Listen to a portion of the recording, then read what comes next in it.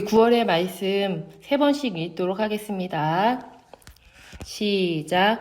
곧 우리가 원수 되었을 때에 그의 아들의 죽으심으로 말미암아 하나님과 화목하게 되었은즉. 로마서 5장 10절 상반절 말씀 다시 한번. 곧 우리가 원수 되었을 때에 그의 아들의 죽으심으로 말미암아 하나님과 화목하게 되었은즉. 로마서 5장 10절 상반절 말씀 다시 한번. 곧 우리가 원수 되었을 때에 그의 아들의 죽으심으로 말미암아 하나님과 화목하게 되었은즉. 로마서 5장 10절 상반절 말씀. 우리 1월달 말씀부터 9월 말씀까지 한 목소리로 암송하겠습니다. 시작. 그러므로 우리가 믿음으로 의롭다 하심을 받았으니 우리 주 예수 그리스도로 말미암아 하나님과 화평을 누리자.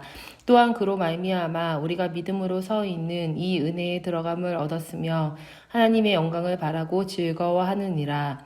다만 이뿐 아니라 우리가 환난 중에도 즐거워하나니 이는 환난은 인내를, 인내는 연단을, 연단은 소망을 이루는 줄 알미로다. 소망이 우리를 부끄럽게 하지 아니함은 우리에게 주신 성령으로 말미암아 하나님의 사랑이 우리 마음에 부은 바 됨이니. 우리가 아직 연약할 때에 기약대로 그리스도께서 경건하지 않은 자를 위하여 죽으셨도다. 의인을 위하여 죽는 자가 쉽지 않고 선인을 위하여 용감히 죽는 자가 혹 있거니와. 우리가 아직 죄인 되었을 때에 그리스도께서 우리를 위하여 죽으심으로 하나님께서 우리에 대한 자기의 사랑을 확증하셨느니라. 그러면 이제 우리가 그의 피로 말미암아 의롭다 하심을 받았으니 더욱 그로 말미암아 진노하심에서 구원을 받을 것이니. 곧 우리가 원수 되었을 때에 그의 아들의 죽으심으로 말미암아 하나님과 화목하게 되었은즉. 로마서 5장 1절에서 10절 상반절 말씀. 아멘. 오늘 우리에게 주시는 하나님의 말씀은 사도행전 6장 1절에서 7절까지의 말씀입니다. 그때 제자가 더 많아졌는데 헬라파 유대인들이 자기의 과부들이 매일의 구제에 빠짐으로 히브리파 사람을 원망하니 12사도가 모든 제자를 불러 이르되 우리가 하나님의 말씀을 제쳐놓고 접대를 일삼는 것이 마땅하지 아니하니 형제들아 너희 가운데서 성령과 지혜가 충만하여 칭찬받는 사람 7을 택하라. 우리가 이 일을 그들에게 맡기고 우리는 오로지 기도하는 일과 말씀 사역에 힘쓰리라 하니 온 무리가 이 말을 기뻐하여 믿음과 성령이 충만한 사람 스데반과 또 빌립과 브로고로와 니가노르와 디몬과 바메나와 유대교에 입교했던 안디옥 사람 니골라를 택하여 사도들 앞에 세우니 사도들이 기도하고 그들에게 안수하니라. 하나님의 말씀이 점점 왕성하여 예루살렘에 있는 제자의 수가 더 심히 많아지고 허다한 제사장의 무리도 이 도에 복종하니라. 아멘.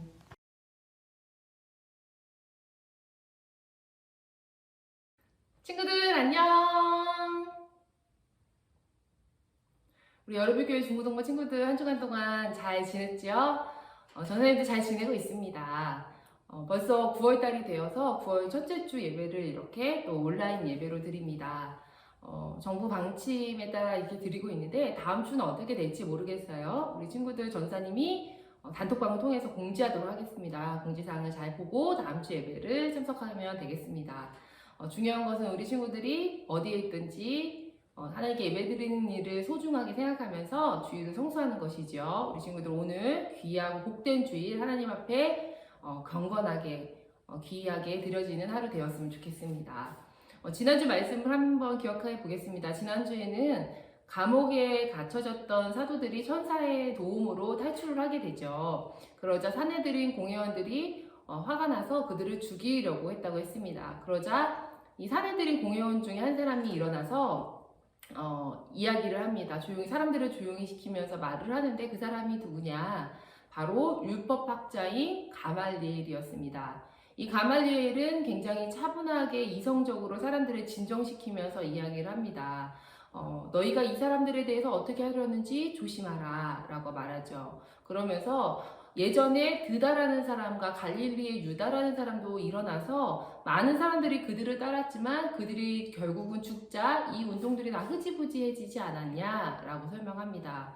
그러면서 가말리엘은 이 사도들이 하는 것도 그냥 내버려 두어라 라고 얘기를 합니다. 이들의 사상과 소행이 사람으로부터 났으면 무너질 것이고 하나님으로부터 났으면 너희가 어떻게 해도 그들을 막을 수 없을 것이다 라고 말하죠.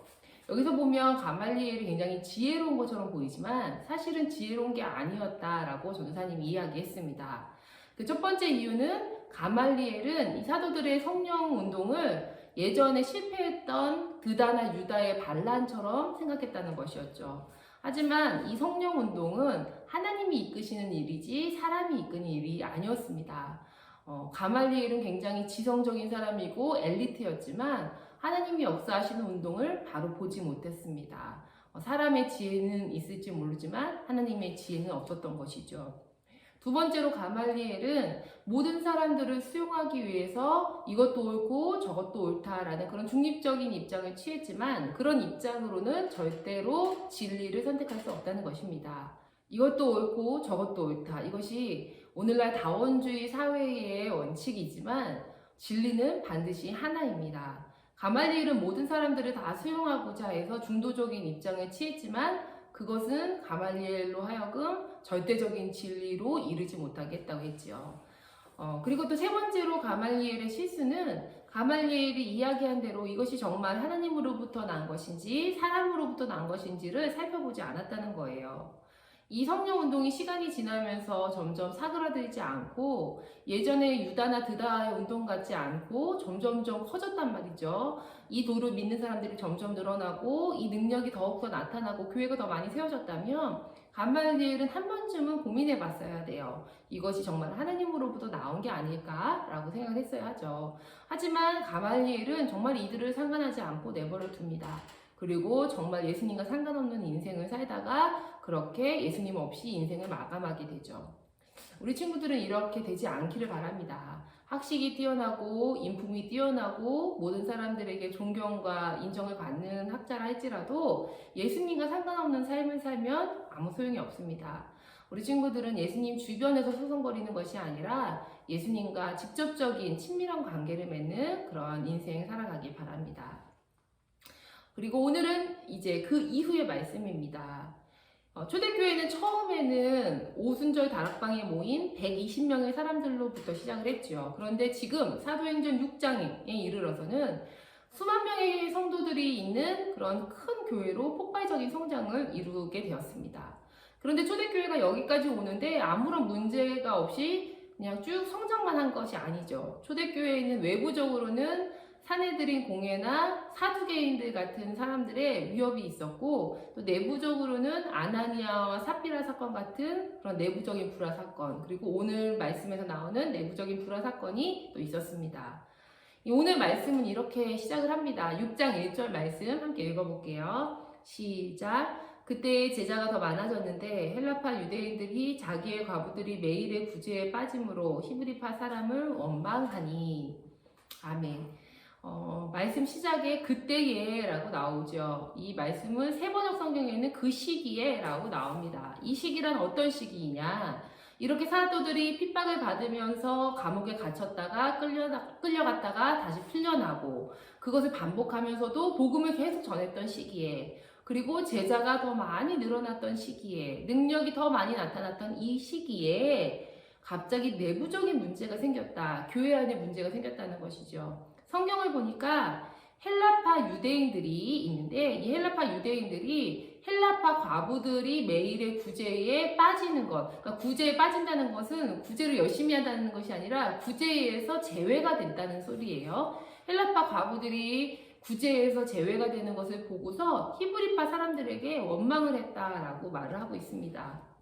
갑자기 무슨 파가 나오죠. 헬라파, 히브리파 이게 무슨 말일까 싶죠. 먼저 좀 더 옛날로 거슬러 가서 얘기를 해야 되는데, 이 사울왕 때 시대죠. 사울왕 때의 이스라엘은 최초로 통일된 왕국을 가지게 됩니다. 그것이 통일 이스라엘이죠. 그러다가 솔로몬 시대의 이후에부터는 남과 북으로 갈라지게 됩니다. 그러다가 이 남과 북이스라엘과 남유다가 둘 다 멸망을 하게 되는데, 북이스라엘은 주전 722년에 남유다는 주전 586년에 각각 아스루와 바벨론에 의해서 패망하게 됩니다. 그런데 이때 많은 유대인들이 포로로 끌려가기도 하고 자발적으로 살 길을 찾아서 나가기도 하면서 전 세계로 흩어지게 됩니다. 이 사람들을 우리가 디아스포라라고 이야기해요. 디아스포라 유대인, 디아스포라 흩어진 사람들이란 뜻이죠. 그런데 이 디아스포라 유대인들이 이 세계 곳곳에 흩어져서 살면서 그곳에서 정착을 하면서 살게 되었던 거예요. 그러다가 주전 300여 년 전부터는 이 당시에 세계 공통어가 지금이 영어인 것처럼 당시의 세계 공용어는 헬라어, 그리스어였어요. 그래서 이 그리스 말을 자유자재로 사용을 하게 되었던 거예요. 하지만 이스라엘을 떠나지 않고 있었던 유대인들도 있었거든요. 그 사람들은 이스라엘에 남아 있으면서 히브리어, 더 정확하게는 히브리어는 아니고 아람어예요. 네, 히브리어라고 할게요. 히브리어를 계속 사용했던 것입니다. 그래서 유대인은 유대인이지만 약간은 구분이 되는 그런 유대인들이었던 거예요. 외국에서 살았던 헬라파 유대인, 그리고 본토에서 계속 남아서 살았던 히브리파 유대인, 이렇게 구분되었던 것입니다. 그런데 오순절에 아마 이렇게 예루살렘을 방문했던, 성전을 방문했던 헬라파 유대인들이 성령 체험을 하게 되면서 다시 자기네 그 살던 곳으로 돌아가지 않고 예루살렘에 남아있게 되었고, 그때의 초대교회의 헬라파 유대인들과 히브리파 유대인들이 함께 어울려서 살게 되는 이런 공동체가 이루어지게 된 것입니다. 하지만 이렇게 공동체를 이루고 살았다 해도 여기서 더 주도권을 가진 사람은 누구였을까요? 당연히 히브리파 유대인들이었겠죠. 왜냐하면 히브리파 사람들은 원래부터 이 유대 땅에 계속 살았기 때문에 더 확실히 더 주도권을 갖고 있었을 거예요. 그리고 12사도들도 히브리파 유대인이었죠. 그래서 자연히 초대교회는 히브리파가 주도되는 분위기로 갔던 것입니다. 그리고 또 이제 과부에 대한 이야기가 나옵니다. 과부라고 하면, 과부는 당시에 스스로 경제활동을 할 수 없는 사람들이었어요. 그래서 스스로는 살 수 없기 때문에 누군가 꼭 도움을 줘야지만 살 수 있는 사람들이었습니다. 그래서 초대교회에서는 처음부터 구제사역을 굉장히 많이 했는데, 이 구제사역에 과부들이 반드시 들어갔겠죠. 근데 과부들 구제에 어쩌다 보니까 헬라파 과부들은 좀 소외가 되고, 히브리파 과부들만 구제를 받게 되는 일이 벌어졌던 거예요. 좀 불공평하다라는 생각이 들죠. 그런데 왜 그랬을까라는 생각을 해보면, 초대교회가 처음부터 교회가 아니었잖아요. 우리가 교회로 모입시다. 다 모이세요. 여기는 교회 처치입니다. 여러분들은 성도입니다. 이렇게 해서 교회가 모여진 게 아니에요. 예수님의 승천 이후에 이제 기도하던 150명이 갑자기 몇 달 만에 부흥해서 이렇게 많은 성도들이 모이는, 그들이 스스로 교회라고 부르진 않았을 거예요. 그런 모임이 되었기 때문에 어떤 이 초대교회는 자기들 스스로의 정체성과 어떤 체계가 잡혀있지 않은 상태였던 거예요. 그리고 사도들도 히브리파라고 했죠. 그러다 보니까 잘 모르는 헬라파 과부들보다 기존에 잘 알고 있던 히브리파 과부들을 먼저 도왔던 것이 분명합니다. 그러나 어쨌거나 저쨌거나 헬라파 유대인들 입장에서 보면 이런 것들이 불공평하게 느껴지는 것이 당연하지요. 그래서 헬라파 유대인들이 오늘 말씀에 보인 대로 히브리파 유대인들에게 불평을 한 것입니다. 원망했던 것입니다. 그래서 여기까지 읽으면 약간의 긴장감이 듭니다. 계속해서 부흥을 하고 내부적인 갈등이 없었는데, 아나니아 삽비라 사건은 애는 없었죠. 그런데 예전에 있었던 아나니아 삽비라 사건하고는 조금 다른, 그들은 자기 욕심으로 벌어진 그런 문제였는데, 정말 히브리파와 헬라파의 그런 구제 문제는, 과부 구제 문제는 어떤 갈등이 양상으로 치달을 수 있었던 것이죠. 교회 안에 두 개의 파가 있는데 그 파들 간에 차별이 생기고 갈등이 생기고 원망의 목소리가 나오면, 사실 지금의 현대교회에서는 이런 일이 벌어졌다면 조금 더 큰 문제로 번지지 않았을까, 그만큼 심각한 문제가 아니었을까 생각이 됩니다. 이런 문제를 초대교회의 이 사도들은 어떻게 해결을 했나, 오늘 말씀 2절 말씀을 함께 보겠습니다. 시작. 12사도가 모든 제자를 불러 이르되 우리가 하나님의 말씀을 제쳐놓고 접대를 일삼는 것이 마땅하지 아니하니 라고 합니다. 우선 12사도들이 제자들을 다 불러 모읍니다. 12사도가 따로 있고 제자들이 따로 있다는 것은 12사도를 제자의 무리에서 조금 구별하기 위해서 사도라고 부르는 거죠. 사도들이 예수님을 믿고 따랐던 하나님을 믿는 사람들, 예수님을 믿는 사람들, 제자들을 모읍니다. 그리고 뭐라고 말하냐면 우리에게 맡겨진, 사도에게 맡겨진 일은 하나님의 말씀을 전하는 것이다 라고 이야기합니다. 이렇게 말했다는 것은 이전까지 이 12사도들이 말씀도 전하고 어려운 성도들을 돕는 구제사역도 하고 그랬다는 것이죠. 다 맡아서 했다는 거예요. 그러나 이 사건을 계기로 사도들이 깨달았게 된 거예요. 아, 이제 공동체가 커지고 예전처럼 우리가 이렇게 모든 일을 다 맡아서 할 수는 없겠구나. 예전에는 12사도들이 다 할 수 있었지만 이제는 우리의 한계를 넘어섰구나 라는 것을 깨닫게 된 거예요. 그리고 또 한 가지 깨달은 것은 우리에게 맡겨진 일은 구제사역이 아니라 하나님 말씀을 전하는 일이구나 라는 것을 깨닫게 된 것입니다. 그래서 3절 4절에서 이렇게 말합니다. 읽어볼게요. 시작. 형제들아 너희 가운데서 성령과 지혜가 충만하여 칭찬받는 사람 7을 택하라. 우리가 이 일을 그들에게 맡기고 우리는 오로지 기도하는 일과 말씀 사역에 힘쓰리라 하니. 아멘. 사도들은 이제 구제하는 일을 성령과 지혜가 충만하여 사람들에게 칭찬받는 사람 7사람을 뽑아서 그들에게 맡기겠다고 합니다. 그리고 사도들은 원래 사역인 하나님의 말씀을 전하는 일에 매진하겠다고 하죠. 이 사도들의 문제 해결 방식이 참 좋아요. 헬라파 유대인들이 원망의 목소리, 불평의 목소리를 냈는데 그것을 보고 나쁘게 말하면서 왜 이렇게 교회에 은혜가 있는데 교회를 어렵게 하냐라고 그들을 책망하거나 혼내지 않아요. 그리고 사도의 권위와 또 지위로 그들의 말을 묵살해 버리지 않아요. 오히려 이 위기를 통해서 교회 조직을 갖춰야겠다는 것을 깨닫게 되고 자신들의 한계를 알고 자신들이 할 일을 확인하게 된 것입니다. 그리고 이것을 결정하는 것을 보면 사도들이 이 7집사를 뽑는 것을 자기네 마음대로 하질 않아요. 5절 말씀을 보면 사도들의 이야기를 듣고 온 무리가 이 말에 기뻐하며 7사람을 뽑았다고 나옵니다. 자기네 마음대로 7사람을 선출했던 것이 아니죠. 사실 그럴 수도 있었어요. 하지만 사도들은 자신의 권위를 그렇게 남용하지 않습니다. 이렇게 해서 초대교회의 12사도 외에 7명의 집사가 선출이 되게 됩니다. 그런데 이 7집사의 이름을 보니까 이 7집사의 이름이 다 히브리파 이름이 아니에요. 헬라식 이름인 거예요. 그렇다는 것은 무슨 말이죠? 선출된 사람들이 모두 다 헬라파 유대인들이 선출이 됐다는 거예요. 참 이상하죠? 예루살렘에 있던 초대교회의 대부분의 사람들은 누구라고 했죠? 이 대부분의 사람들은 히브리파 유대인이에요. 그렇다면 이 7집사 중에 적어도 4명, 5명 정도는 히브리파가 뽑히는 게 맞잖아요. 그리고 2명 정도는 헬라파 사람들이 뽑히는 게 비율적으로 맞지 않았을까 생각이 됩니다. 그런데 선출해 놓고 보니까 히브리파 사람들은 단 1명도 뽑히지 않고 헬라파 유대인들만 7명이 다 뽑히게 된 것입니다. 이게 어떻게 된 일일까요, 여러분? 어떻게 하면 이렇게 뽑힐 수 있을까요?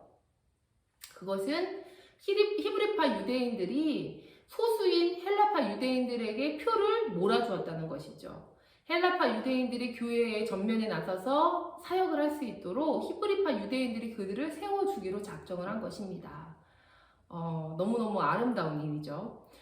교회에 이런 일들이 참 많이 일어났으면 좋겠어요. 살아온 경험과 역사와 전통이 다르기 때문에 사실 히브리파와 헬라파는 많은 부분에서 차이가 있었을 거예요. 우리도 외국에서 살다 온 사람들이 한국에 들어왔지만 그 사람들하고 얘기를 하다 보면 가치관이 다르다, 문화가 다르다는 것을 많이 알게 되죠. 같은 한국 사람인데도.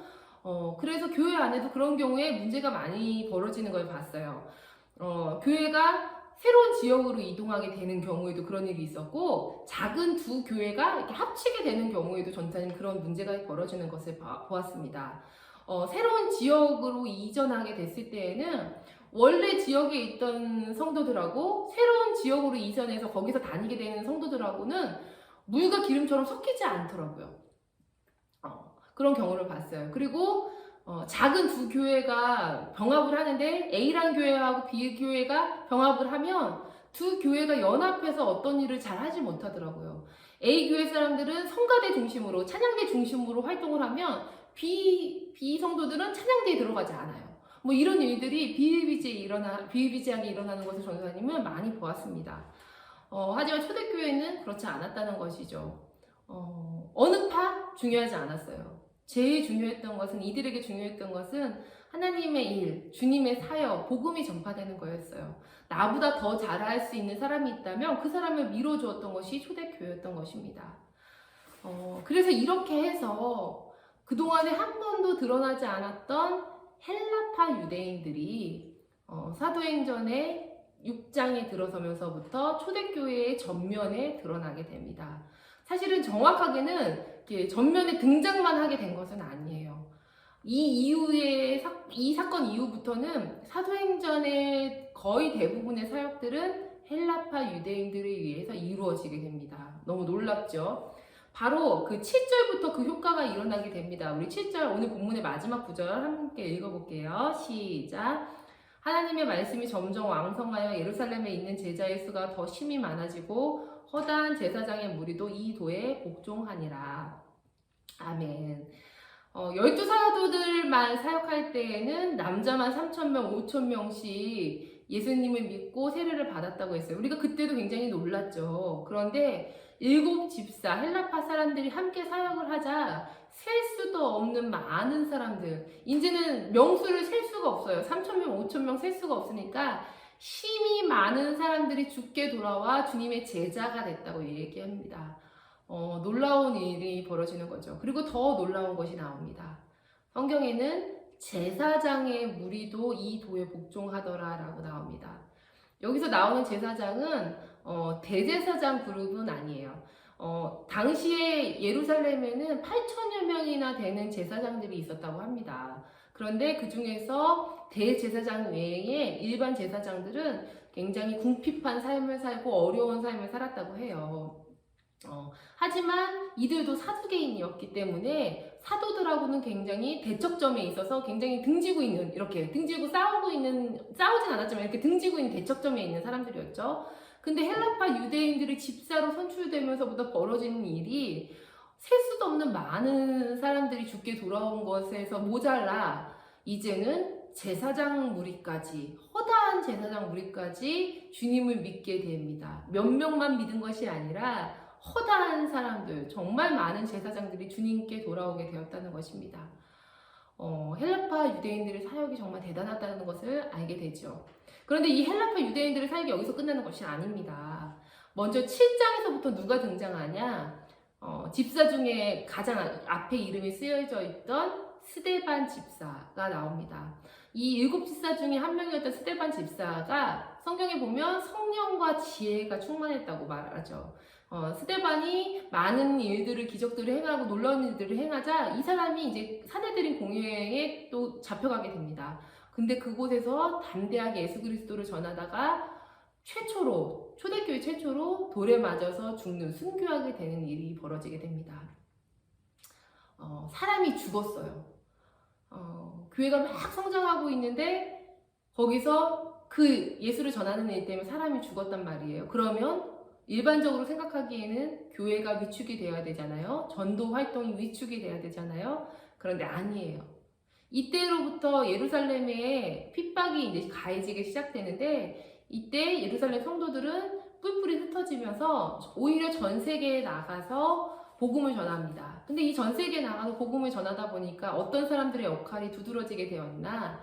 헬라말을 잘하는, 이 그리스어를 유창하게 잘하는 헬라파 유대인들이 활동이 두드러지게 된 것입니다. 그래서 이제 8장에 가보면 빌립이라는 집사가 나옵니다. 이 빌립 집사는 성령에 이끌려서 살았던 사람이에요. 그래서 히브리파 유대인들은 절대로 가지 않는 그 사마리아 지역, 짐승처럼 여기는 그 사마리아 사람들에게 가서 이 빌립은 거리낌이 없어요. 헬라파 유대인들이기 때문에 원래도 외국에서 살았기 때문에 뭐 사마리아라고 차별하고 그러지 않았어요. 성령의 이끌림에 따라 사마리아로 가서 거기서 복음을 전하고 또 성령의 인도하심을 따라서 남쪽 광야로 내려가다가 에디오피아 내시를 만납니다. 그래서 에디오피아 내시에게도 복음을 전하고 세례를 줍니다. 빌립 집사가 굉장히 놀라운 일들을 행하게 돼요. 그리고 그 이후에 등장하게 된 사람, 우리들이 잘 아는 사도 바울이죠. 이 사람도 헬라파 유대인입니다. 고향이 다소였죠. 예루살렘이 아니었죠. 이 사도 바울이 등장한 이후부터는 예루살렘에서 국한되었던 전도시대는 사실상 막을 내립니다. 그러니 예루살렘에서 활동하던 히브리파 유대인들의 이야기도 사도행전에선 찾아볼 수 없게 되었죠. 이제 이 이후로부터는 헬라파 유대인들의 전도시대가 된 것입니다. 헬라파 유대인들이 전 세계를 누비면서 얼마나 주 그리스도의 복음을 전하는지가 이 사도행전에 나옵니다. 처음 시작은 히브리파 유대인들이었지만 이 사도행전의 마무리는 헬라파 유대인들이 짓게 된 것입니다. 이건 어떻게 시작된 것이냐? 이 히브리파 유대인들이 헬라파 유대인들을 세워준 이 아름다운 세워줌 때문에 사도행전의 역사가 전 세계까지 퍼지게 된 것입니다. 진정한 성령 행전, 복음 행전이 된 것이죠. 전사님이 오늘 말씀을 보면서 정말 우리 교회가 이런 교회가 됐으면 좋겠다. 우리 한국 교회가 이런 교회가 됐으면 좋겠다라는 생각이 들었습니다. 교회 안에 많은 파벌이 있죠. 당이 있고 서로 분열되어서 이 사람들은 이 사람들하고 어울리지 않는 그런 무리들이 있어요. 교회 안에 미움, 시기, 질투가 있고 분쟁이 있습니다. 하지만 이 초대교회의 히브리파와 헬라파 사람들의 이야기를 통해서 주님의 일을 잘할 수 있다면 그게 무슨 문제가 됩니까? 서로 가치관이 다르고 문화가 다르고 언어도 달랐지만 이 사람들은 내가 뒤로 물러나면서 더 세워줄 수 있다면 우리 교회가 더 성장하게 되지 않을까. 주님의 일을 더 잘할 수 있는 사람들을 더 높여주고 더 선출해준다면 우리 교회 안에 그런 문제들이 없어지지 않을까 그런 생각이 되었습니다. 코로나로 인해서 교회의 모습들이 많이 달라지고 있어요. 우리가 점점 더 예전에 비본질에 치중했다면 이제 정말로 주님 앞에 복음 앞에 서게 되고 예배를 중시하게 되는 그런 교회로 돌아가게 될 것입니다. 개인의 영성이 중시되고 내가 진실되게 하나님 앞에서 얼마나 홀로 설 수 있는지가 중요한 시대가 될 거예요. 교회의 모습들이 많이 바뀌게 될 때 이제 예전에 교회 안에 미움, 시기, 질투가 가득하던 그런 추악한 모습들을 버리고 우리 친구들이 일하게 되는 그런 시대에는 정말로 초대교회와 같은 서로를 세워주는, 덕을 세워주는, 또 서로를 일할 수 있도록 밀어주는 그런 아름다운 모습들이 많이 나타날 수 있기를 간절히 소망합니다. 우리 전사님 기도하고 주기도문으로 예배를 마치도록 하겠습니다. 하나님 감사합니다. 한국교회의 130년의 역사를 통해서 이 한국교회가 많이 부흥하였고 우리도 그 부흥의 역사에 이렇게 복음으로 주님을 믿게 되었음을 감사드립니다. 그러나 지금의 한국교회는 처음의 모습을 많이 잃어버리고 본질을 많이 잃어버려서 교회 안에 비본질적인 것들, 복음이 아닌 것들이 많이 들어와 있고 교회 안에 분쟁과 미움과 시기, 질투가 많은 것을 보게 됩니다. 주님, 우리의 그런 모습들을 용서하여 주옵소서. 오늘 말씀에서 12사도들이 히브리파 사람들이었지만 어떤 파에 국한된 것이 아니라 일을 잘할 수 있는 헬라파 유대인들을 선출해주고 밀어주었던 것처럼 하나님 우리 교회도 그런 아름다운 모습으로 변화되게 하여 주옵소서. 나 아닌 다른 사람들이 더 잘할 수 있다면 그 사람들을 추천하고 세워줄 수 있는 우리가 되게 하여 주옵소서. 그래서 우리 교회가 더 본질적인 것으로 돌아가서 주의 복음을 전하는 일에 힘쓸 수 있는 우리 교회가 되게 하여 주옵소서. 감사합니다. 이제 9월이 되어서 2020년도 마무리되어 가고 있습니다. 주님, 코로나로 인해서 여러 가지가 변하고 있는데 우리가 그 가운데 마음을 지킬 수 있도록 도와주시고 점점 더 어려워지는 이 시간 속에서 정말 우리 마음을 지켜 주님을 따라갈 수 있는 제자들이 되게 하여 주옵소서. 고3 친구들 얼마 남지 않은 수능 기간 동안 주님 붙잡아 주시고 이 수험 기간 동안에 주님과 동행하는 삶 살게 하여 주옵소서. 감사드리며 예수님의 이름으로 기도합니다. 아멘. 주기도문 하겠습니다. 하늘에 계신 우리 아버지여, 이름이 거룩히 여김을 받으시오며 나라의 임하옵시며 뜻이 하늘에서 이룰 것 같이 땅에서도 이루어지이다. 오늘날 우리에게 일용할 양식을 주옵시고 우리가 우리에게 죄 지은 자를 사하여 준 것 같이 우리의 죄를 사하여 주옵시고 우리를 시험에 들게 하지 마옵시고 다만 악에서 구하옵소서. 나라와 권세와 영광이 아버지께 영원히 있사옵나이다. 아멘. 예배를 마쳤습니다. 우리 친구들 다음 주에는 얼굴을 볼 수 있었으면 좋겠어요. 9월이 되니까 날씨가 좀 선선해지는 것 같습니다. 우리 친구들 환절기에 감기 조심하고 또 코로나로 인해서 어려움 겪지 않았으면 좋겠고 한 주간 동안 말씀 듣고 승리하는 친구들 되었으면 좋겠습니다. 우리 다음 주에 만나도록 할게요. 안녕.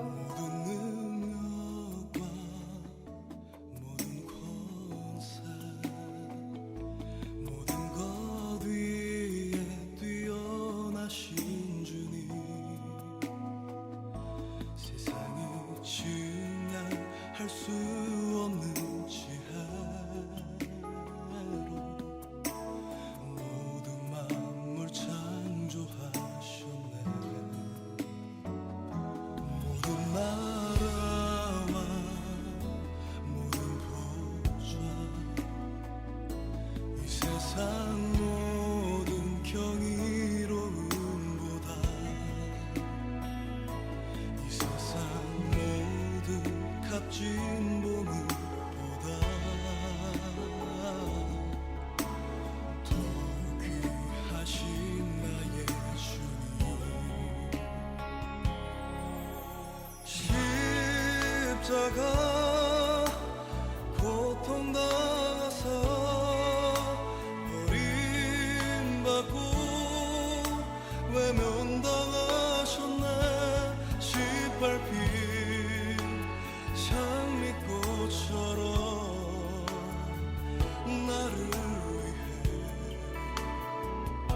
죽으셨네. 나의 주 모든 능력과 모든 권세 모든 것 위에 뛰어나신 주님.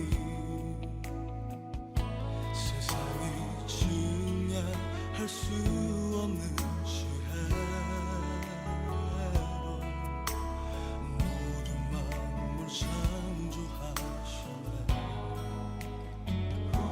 모든 나라와 모든 보좌 이 세상